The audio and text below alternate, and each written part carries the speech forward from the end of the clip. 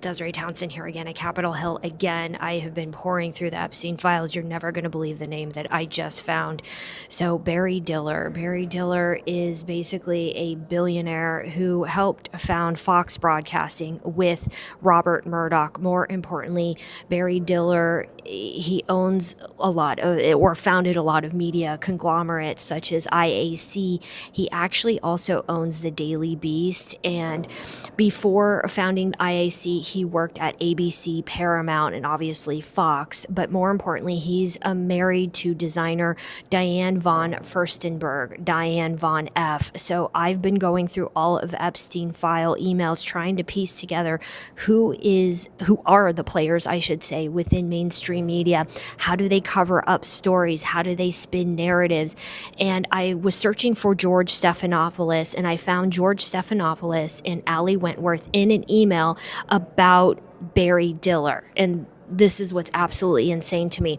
This email, Jeffrey Epstein specifically said Barry Diller has been to the island many times, yet you have not seen a single news article about Barry Diller going to Epstein's island.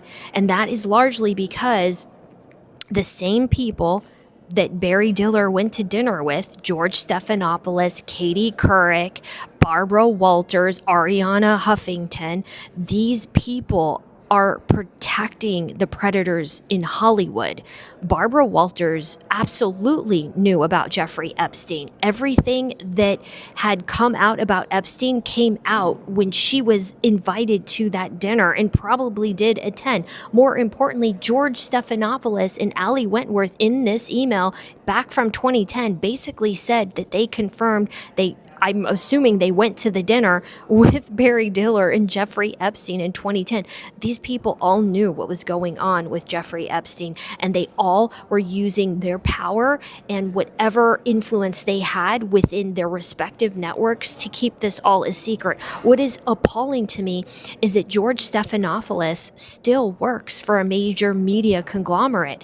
These people are still working for media organizations despite the fact they had to have known what Jeffrey Epstein was doing. More importantly, Barry Diller, in this email, basically, Jeffrey Epstein states that Barry Diller had been to the island multiple times. Why is there not a single article talking about Barry Diller on Epstein's island, even though it's clearly in an email that I'm reading here from the Department of Justice?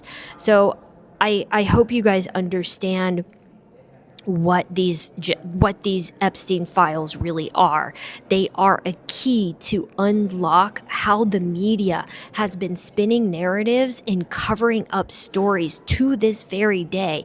And the fact that Barry Diller is named in the Epstein files, specifically by Jeffrey Epstein, saying he's been on the island many times, yet not a single media organization has picked this up, proves to you what is happening. Every narrative you see in the news, you have to be very careful and not trust that, because clearly they spin and they cover up. Otherwise, you would see Barry Diller's name in every media organization right now, for the sheer fact that this December 1st, 2010 email between Peggy Siegel and Jeffrey Epstein basically stated that Barry Diller had been to the island many times.